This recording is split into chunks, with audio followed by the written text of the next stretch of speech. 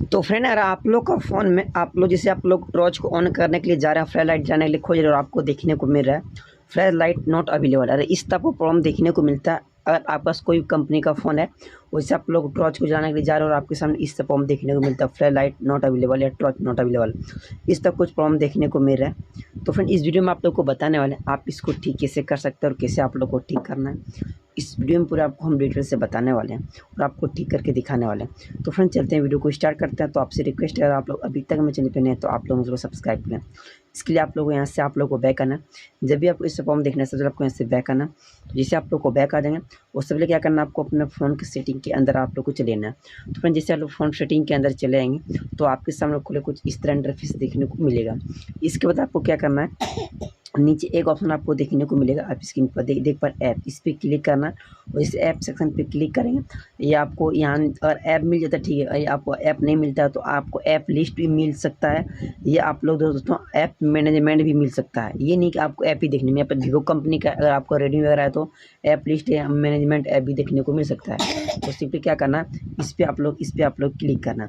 जिससे आप लोग ऐप पे क्लिक करेंगे आपको सी ऑल ऐप पे क्लिक करना है। इसके बाद क्या करना, आपको एक चीज़ को यहाँ से सर्च कर लेना। आपको क्या ढूंढना है, आपको ढूंढ लेना यहाँ से पा लेते ठीक नहीं पाते तो सर्च के आइकन पे सर्च करना, आपको सर्च कर लेना है आपको यहाँ से कैमरा। तो अगर कैमरा लिख के सर्च करेंगे तो आपके सामने इस तरह प्रॉब्लम देखने को मिलेगा। इसके बाद क्या करना, यहाँ एक ऑप्शन आपको देखने को मिलेगा, आपको फेस स्टॉप कर देना है और फेस स्टॉप करने से बाद क्या करना, आपको यहाँ स्टोरेज सेक्शन पे जाना है, इसको क्लियर कैच क्लियर ऑल्टर करना। इससे आपका क्या होगा, आपका एक भी फ़ोटो डिलीट नहीं होगा, आपका फ़ोटो बल्कि आपका डिलीट नहीं होगा। इसके बाद यहाँ से आपको बैक आना है, जिससे आप लोग को बैक आ जाएंगे, जिससे आप लोग को बैक आ जाना है, पूरी तरह से बैक आ जाना है।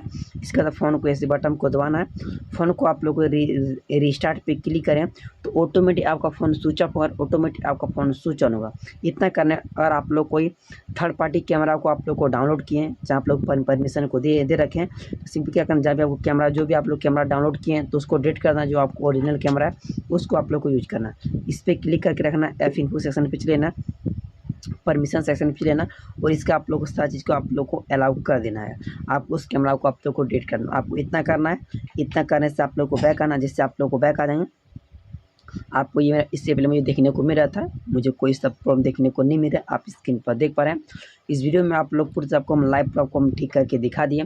तो फ्रेंड आपको वीडियो आपको थोड़ा सा आपको हेल्पफुल लगा होगा तो आप लोग मेरे को सब्सक्राइब कर लें, वीडियो को लाइक कर दें, क्यों दोस्तों इस तरह का वीडियो अपलोड होते रहता है। और इससे रिलेटेड आपको कोई भी प्रॉब्लम देखने को मिले तो आप लोग कमेंट करें, आपका कौन पढ़ के रिप्लाई देंगे, उस पर 110% दूसरा वीडियो बना देंगे। तो चलते हैं वीडियो एंड करते हैं, आपसे अगली नेक्स्ट वीडियो में मिलते हैं फ्रेंड।